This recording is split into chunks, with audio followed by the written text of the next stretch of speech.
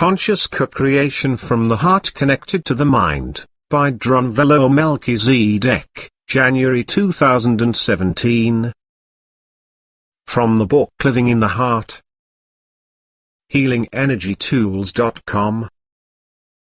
Creating from the Heart. People have prayed to God to change the outer world's circumstances since the beginning of our awareness that God exists, but it seems as if God does not always listen to our prayers. Why? Have you ever asked yourself this question? Why does God not give us what we ask? In the Bible it says, "Ask, and you shall receive." But still it does not seem to happen. Perhaps what follows will provide an answer.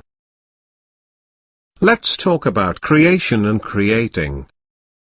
We are often taught both in school and at home that we are at the mercy of the elements and the random effects of the laws of physics. And of course, if you believe this to be true, then you are limited by this belief and it becomes your reality. But long ago, people didn't think in this manner. They believed in a spiritual side to reality where the human spirit could change the outer reality by an inner intention. In the Isaiah Effect, Greg Braden reports on how in 1947 archaeologists found a document near the Dead Sea Scrolls called the Isaiah Scroll. The ancient Isaiah Scroll describes how humans have the power to influence future possibilities and prophecies and to change the world around us from within us. Today, our techno-culture thinks this is fantasy. But is it? If we cannot influence the present and the future, then everything Jesus said to us has to be false. Didn't Jesus perform incredible feats such as changing the molecular construction of water into wine? He even brought a person back from the dead and made him alive again. Modern science believes that these kinds of stories are just that, stories, for there is little in science that supports such ideas.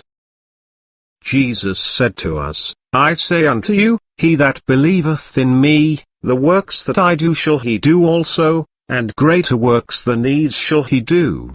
So what about the new children who are emerging all over the world? They are able to do the kinds of things Jesus could do. And science has documented this in such prestigious and popular periodicals as Nature Journal and Omni Magazine. Scientists do not know how these children can create such amazing psychic phenomena, but they record that they are doing it.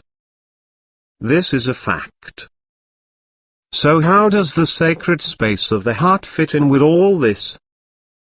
Before I can explain, we must first look at how the mind creates a miracle and then compare this to how the sacred space of the heart does it. Creating from the mind. Often, when you pray to God for something you feel that is needed, nothing happens. The Isaiah Effect makes it clear why that is so. The ancient scrolls say that any miracle begins with attention, or focus of the mind. You place your mind's attention on what it is you want to see happen.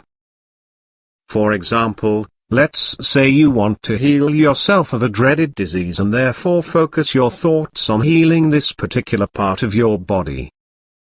Of course, that is not enough for anything to actually happen, but it is an essential step to begin the healing process. Conscious Co-Creation from the heart connected to the mind. After the attention, you add intention. To continue our example, after you've placed your attention on the affected part of your body, you then have the intention of the disease going away. But this is not enough, either. 3 other parts must be involved or nothing happens. The mental body, the emotional body and the physical body. The mental body, or mind, must see the body part being healed. It must hold the image of the body part being completely healed and healthy, with nothing wrong at all. And it must know for certain that this healing either is taking place now or that it will take place over a specific time frame, depending on what you can accept. Can you accept an instantaneous healing, or does your belief pattern need more time? This knowing is essential, but still it is not enough. Next, the emotional body must engage. One must feel the emotion of what it will be like to be completely healthy, no longer having the disease. You must actually feel this emotion and not just have your mind thinking it is feeling the emotion. This is a tricky part for many, but without the emotional body engaged, absolutely nothing will happen. And still it is not enough.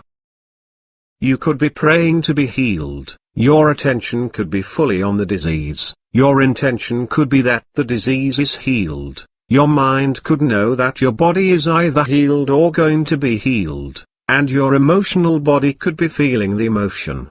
Say, joy. As if your body was completely healthy.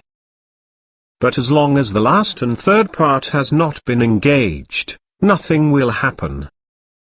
How many people have prayed for something using all the above, just knowing it will happen, crying for hours for it to happen, and still nothing? This is because the last part has not been brought into the equation. It is the part that almost everyone forgets or doesn't recognize. The final part, the forgotten aspect, is the physical body. In our example, you must feel the part of your body being completely normal and healed. This does not mean feeling a mental pattern or consciousness searching within the body. Rather, this means having actual body sensations where you feel your body responding. You feel no more pain, instead you feel vitality in the area of your body you are focusing on. You feel the health and beauty of your body. When this final step of the body responding begins, the miracle will always follow. But there is more, which was not discussed in the Isaiah effect, for what Thoth is saying is that when we create from the mind, we create both polarities of our intention. So if we pray for peace, for example, we get both peace and war. This is exactly what we see in this world today. Millions, if not billions of people are praying for and wanting peace, but what we have are areas of the world in peace and areas of the world in war, all mingled together. At the moment, 46 wars are going on. So let's look at this situation even deeper. Logic versus feelings and emotions. The mind creates by using thoughts, and the thoughts follow one another using logic. And so in whatever the mind creates, you can logically follow the path of how the reality has been transformed from one state to another. Even if it is a miracle, it still will have a logical sequence if you can find it. But, as I have said, it will always generate both sides of the polarity of the original intention. The heart, however, is completely different. The heart creates through dreams and images, and these manifest through feelings and emotions. This form of creation does not use logic and therefore does not have to be logical to get from one state to another. If you are praying for rain using the heart, for example, it could start raining immediately even if there were no clouds in the sky only moments before. It is just like dreams, where you may find yourself in Italy in one scene and seconds later you are in Canada in a completely different scene. How did you get from Italy to Canada in a couple of seconds? Of course, we accept this happening in our dreams, but we think it is impossible in the 3D world. Perhaps it is not? Dream a dream of a new world. One of the last pieces of information you need to consciously co-create lies in the experiential realization that no matter how it appears to you, within the sacred space of the heart there will always be a direct connection back to the 3D reality of the stars and planets. Sometimes this connection will not present itself immediately, but if you continue to enter your heart, you will find it. This is very important, since it is this connection back to the stars and planets that allows the dreams of the heart to manifest in this world. So before you begin to manifest from within the sacred space of the heart, find the connection back to this world through the stars and planets so you know the truth. So I ask you to go into your sacred space of the heart and merge your heart with your Merkaba field and begin dreaming a dream of a new, healthy world. Apply all you know to consciously co-create with God a new body, a new life and finally a new world. This power is your birthright and your heritage, for you are the son or daughter of God. From within your intimate relationship with God, all things are possible. These instructions are a pathway to the realization that your body is light and the world you live within is light, and that both are directly connected to your consciousness. Living within your heart surrounded by the energy field of your Merkaba, living and creating from this holy place, this is the next step toward finally realizing the truth of who you really are and the beginning of the fulfillment of your sacred purpose for existing. At this point, you will certainly realize that you are in the process of ascension into heaven. And I want to close with the words of an old friend of us all. You may say I'm a dreamer, but I'm not the only one. Perhaps someday you'll join us, and the world will live as one. John Lennon. By Drunvalo Melchizedek. From the book Living in the Heart.